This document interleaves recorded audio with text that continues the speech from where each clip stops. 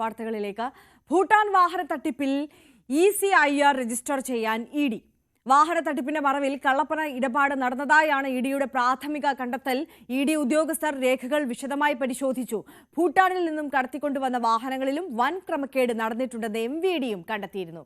Dani Paul കൊച്ചിയിൽ നിന്ന് കൂടുതൽ വിവരങ്ങളുമായി നമുക്കൊപ്പം ചേരുകയാണ്. ഡാനി, നമുക്കറിയാം പൃഥ്വിരാജ്, ദുൽഖർ സൽമാൻ അടക്കം മലയാളത്തിലെ ഏറ്റവും വലിയ താരങ്ങൾ ഉൾപ്പെട്ട ഒരു കേസാണ്. ഈ പല ഏജൻസികൾ ഈ കേസുമായി ബന്ധപ്പെട്ട അന്വേഷണം ഇപ്പോൾ നടത്തുന്നുണ്ട്. അതെങ്ങനെയാണ് പുരോഗമിക്കുന്നത്?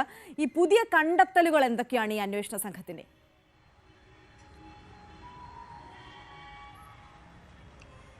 ഇതുമായി ബന്ധപ്പെട്ടുകൊണ്ട് കഴിഞ്ഞ ദിവസങ്ങളിൽ അന്വേഷണ ഏജൻസികളുടെ ഒരു പ്രാഥമികമായ ഒരു യോഗം ചേർന്നിരുന്നു. EDയുടെയും അതോടൊപ്പം തന്നെ ടാക്സ് വിഭാഗ മേധാവികളുടെയും എല്ലാം തന്നെ യോഗം പ്രതിനിധികൾ ഇതിലുണ്ടായിരുന്നു. അത് പ്രാഥമികമായൊരു വിലയിരുത്തൽ എന്ന് പറയുന്നത് ഇത് ബെനാമി ഇടപാടുകൾ എന്ന രീതിയിൽ ചില ട്രാൻസാക്ഷനിൽ അവർക്ക് ബോധ്യപ്പെട്ടിട്ടുണ്ട്. ഒപ്പം തന്നെ ഇതിൽ കള്ളപ്പണം അതിൽ ഉപയോഗിച്ചിട്ടുണ്ട് എന്നൊരു വിലയിരുത്തലുമുണ്ട്. പക്ഷേ അതിലേക്ക് അന്വേഷണം ഇനിയും മുന്നേറേണ്ടതുണ്ട്. പല രേഖകളടക്കമുള്ള കാര്യങ്ങളിൽ ഇനിയും വ്യക്തത വരുത്തേണ്ടതുണ്ട്. പ്രാഥമികമായ ഒരു വിലയിരുത്തൽ എന്ന രീതിയിലാണ് അവർ ഇത് കണ്ടിട്ടുള്ളത്. എൻഫോഴ്സ്മെൻറ്റ് ഡയറക്ടറേറ്റ് ED ഇതുമായി ബന്ധപ്പെട്ടുകൊണ്ട് പ്രധാനമായും തന്നെ അന്വേഷിക്കുന്നത് ഏതെങ്കിലും രീതിയിലുള്ള ഇടപാടുകൾ, ഈ പണം അത് പുറത്ത് വരാതെ കള്ളപ്പണം ആയിട്ട് തന്നെ കൃത്യമായ കണക്കിൽപ്പെടാതെ കൃത്യമായ ഈ കള്ളപ്പണ ഇടപാടുകൾ മാത്രമായി നടന്നിട്ടുള്ളത് ഏതൊക്കെയാണെന്നാണ് പരിശോധിക്കപ്പെടേണ്ടത്. ഏതാണ്ട് 200-ലധികം വാഹനങ്ങൾ കേരളത്തിലേക്ക് എത്തിയിട്ടുണ്ട് എന്നതാണ് പ്രാഥമികമായിട്ട് ലഭിക്കുന്ന വിവരങ്ങൾ എന്ന് പറയുന്നത്. അപ്പോൾ ഇതിൽ കുറച്ചുകൂടി വസ്തുതകൾ പുറത്തു വരേണ്ടതുണ്ട്. ഇതിൽ കഴിഞ്ഞ ദിവസങ്ങളിൽ നടത്തിയ പരിശോധനകൾ പ്രധാനമായും കൊച്ചിയും കോഴിക്കോടുമെല്ലാം തന്നെ കേന്ദ്രീകരിച്ചുള്ളതായിരുന്നു. കൊച്ചിയിൽ നടത്തിയ പരിശോധനയിൽ പിടിച്ചെടുത്ത വാഹനങ്ങൾ കഴിഞ്ഞ ദിവസം ഒരു അസം സ്വദേശി മഹിൻ അസമിൻ്റെ വാഹനം പിടിച്ചെടുത്തിരുന്നു. അത് ഒരു ഫസ്റ്റ് ഓണർ വാഹനമാ എന്ന രീതിയിലാണ് ഷോറൂമിൽ നിന്ന് പിടിച്ചെടുക്കുകയും ചെയ്തത്. പക്ഷേ ഇത് സംബന്ധിച്ചുള്ള ഒരു അന്വേഷണത്തിൽ ഇങ്ങനെയൊരാൾ അയാളുടെ ഒരു വ്യക്തമായ രേഖകളോ ഒന്നും തന്നെയില്ല. അതിൻ്റെ ഈ എഞ്ചിൻ നമ്പർ അടക്കമുള്ള കാര്യങ്ങൾ മാറ്റിയിട്ടുണ്ട് എന്നതാണ് ബോധ്യപ്പെട്ടത്. അതുകൊണ്ട് തന്നെ തുടക്കത്തിൽ തന്നെ ഇപ്പോൾ ഇവർക്ക് അന്വേഷണ ഏജൻസികൾക്ക് വ്യക്തമായിരിക്കുന്നത് ഇതിൽ വലിയ രീതിയിലൊരു കൃത്രിമം നടക്കുന്നു എന്നത് തന്നെയാണ്. കാരണം കഴിഞ്ഞ ദിവസങ്ങളിൽ ഈ വാഹനം കസ്റ്റഡിയിലെടുക്കുമ്പോൾ അതിൻ്റെ യഥാർത്ഥ ഉടമ തന്നെയാണ് എന്നൊരു വിലയിരുത്തലുണ്ടായിരുന്നു. പക്ഷേ അങ്ങനെയല്ല.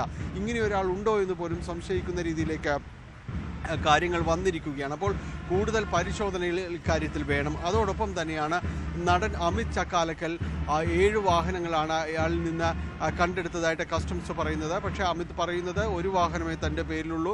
6 മറ്റു വാഹനങ്ങളെല്ലാം തന്നെ തൻ്റെ റെഫറൻസിൽ ഗ്യാരേജിൽ പണിക്ക് വേണ്ടി കൊണ്ടുവന്നതാണ്. പക്ഷേ അത്തരം കാര്യങ്ങളിലും കസ്റ്റംസ് കൂടുതൽ വ്യക്തത തേടുന്നുണ്ട്. കാരണം അയാൾക്ക് കോയമ്പത്തൂരിലെ വാഹന ഇടപാടുകാരുമായിട്ടുള്ള ഒരു അടുപ്പവും കാര്യങ്ങളുമെല്ലാം തന്നെയുണ്ട്. അപ്പോൾ അത് ഏത് രീതിയിലുള്ളതാണ് എന്ന് പരിശോധിക്കുന്നു. അമിത് ആ രീതിയിലുള്ളൊരു ഇടനിലക്കാരൻ, കച്ചവടക്കാരനാണോ എന്നതടക്കമുള്ള കാര്യങ്ങൾ പരിശോധിച്ചു വരികയാണ്. ഇത്തരം കാര്യങ്ങളിൽ കൂടുതൽ വ്യക്തത തേടേണ്ടതുണ്ട്. കഴിഞ്ഞ ദിവസങ്ങളിൽ അദ്ദേഹം പറഞ്ഞത് തനിക്കുള്ള ഒരു വാഹന ഭ്രമം മൂലം പല താരങ്ങളുടെയും ദുൽഖർ സൽമാൻ, പൃഥ്വിരാജ് തുടങ്ങിയ ആളുകളുടെ കാര്യങ്ങൾ എടുത്തു പറഞ്ഞുകൊണ്ട് തന്നെയാണ് ഇവരുടെ വാഹനങ്ങൾ തനിക്ക് അറിയാവുന്നതാണ്, തനിക്ക് ഇത്തരം വാഹന പ്രേമമുള്ളതുകൊണ്ടാണ് അവരും ഇത്തരം കാര്യങ്ങൾ തന്നോട് പങ്കുവയ്ക്കുന്നതെന്ന് പറഞ്ഞു. പക്ഷേ അതിനുപരിയായിട്ട് ഈ താരങ്ങൾക്കിടയിലുള്ള ഈ വാഹന ഇടപാടുകാർ, അതിൽ ഒരു പ്രധാന ഇടനിലക്കാരൻ അമിതാണോ എന്നൊരു സംശയം കസ്റ്റംസിലുണ്ട്.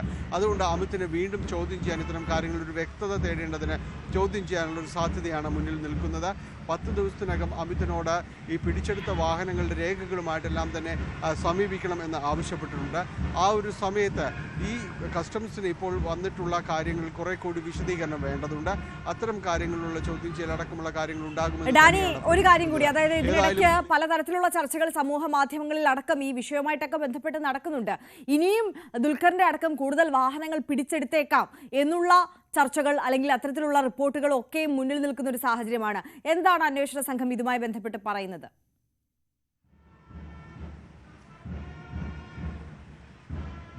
ഇതിൽ ദുൽഖർ സൽമാൻ്റെ വാഹനങ്ങൾ, 2 വാഹനങ്ങളിൽ നിസാൻ പെട്രോൾ സീരീസിൽ പെടുന്ന 2 വാഹനങ്ങളുണ്ട്. ഈ വാഹനങ്ങളുടെ ഒരു വിശദാംശങ്ങൾ കസ്റ്റംസ് ആവശ്യപ്പെട്ടിട്ടുണ്ട്. നിലവിൽ ഇത് സംബന്ധിച്ച് ഒന്നും തന്നെ കസ്റ്റംസിൻ്റെ പക്കലില്ല.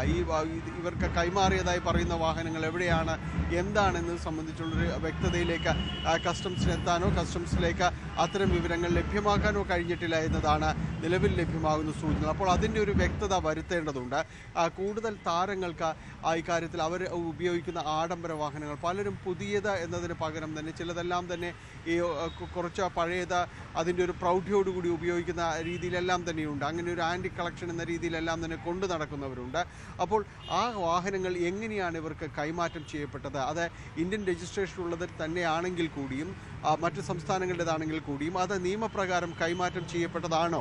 അത് ഇത്തരം രേഖകൾ അങ്ങനെയെങ്കിൽ അത് വ്യാജരേഖകൾ ചമച്ചിട്ടുണ്ടോ എന്നതടക്കമുള്ള കാര്യങ്ങൾ പരിശോധിക്കപ്പെടേണ്ടതുണ്ട്. ഓപ്പറേഷൻ നുംകൂർ എന്ന് പറയുന്നത് വലിയ രീതിയിലുള്ള ആഴത്തിലടക്കം അന്വേഷണം നടത്തേണ്ട ഒരു കാര്യമാണെന്ന് കഴിഞ്ഞ ദിവസം കസ്റ്റംസ് തന്നെ വ്യക്തമാക്കിയിരുന്നു. കാരണം ഇതിന് വിവിധ വകുപ്പുകളുടെ വിവിധ സംസ്ഥാനങ്ങളുടെ അടക്കമുള്ള സഹകരണവും ഏകോപനവും എല്ലാം തന്നെ ആവശ്യമുണ്ട്. പ്രത്യേകിച്ച് മോട്ടോർ വാഹന വകുപ്പിൻ്റേതടക്കമുള്ള കാര്യങ്ങൾ അവരാണ് ഈ രേഖകളുടെ ഒരു ആധികാരികത അടക്കമുള്ള കാര്യങ്ങൾ പരിശോധിക്കുന്നത്. അവരിൽ നിന്നടക്കം രേഖകൾ ലഭ്യമായാൽ മാത്രം ഇത് അന്വേഷണവുമായിട്ട് മുന്നോട്ട് പോകാൻ കഴിയൂ എന്നൊരു സ്ഥിതിയിലാണുള്ളത്. കഴിഞ്ഞ ദിവസം നടൻ അമിത് ചക്കാലക്കൽ തന്നെ പറഞ്ഞതുപോലെ പല രേഖകളും തന്നെയും ഈ ഉത്തരവാദിത്തപ്പെട്ടവരുടെ കയ്യിൽ പോലും ഇല്ലാത്തൊരവസ്ഥ. കാരണം ഈ ആധാരങ്ങളുടെ മുന്നാധാരം തികയുന്നത് പോലെ തന്നെയാണ് ഈ വാഹനങ്ങളുടെ പഴയ RC ബുക്കുകളും കാര്യങ്ങളും തികഞ്ഞു പോകുന്നത്. പഴയ ഒറിജിനൽ RC ഓണറെ കണ്ടെത്തേണ്ട ഒരു സാഹചര്യങ്ങളെല്ലാം തന്നെ വന്നിരിക്കുന്നു. അപ്പോൾ അത്തരം കാര്യങ്ങൾക്ക് വിവിധ വകുപ്പുകളുടെ കൂടി സഹകരണം വേണം. വലിയ രീതിയിലുള്ളൊരു അന്വേഷണം ഇക്കാര്യത്തിൽ ആവശ്യമായിരിക്കുകയാണ്. ED അടക്കമുള്ള കാര്യങ്ങൾ പരിശോധിക്കുന്നത് ഇത് മറയാക്കിക്കൊണ്ട് ബെനാമി ഇടപാടുകൾ നടന്നിട്ടുണ്ടോ, കള്ളപ്പണം നടന്നിട്ടുണ്ടോ, അത് അങ്ങനെയെങ്കിൽ അത് ഏത് സോഴ്സിൽ നിന്നുള്ളതാണ്, ആർക്കു വേണ്ടിയുള്ളതാണ് എന്നതടക്കമുള്ള ചോദ്യങ്ങൾ വളരെ വലുതാണ്.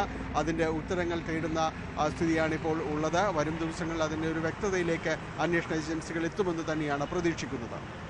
തീർച്ചയായും ഡാനി പോളാണ് വിശദാംശങ്ങളുമായി കൊച്ചിയിൽ നിന്ന് നമുക്കൊപ്പം ചേർന്നത്.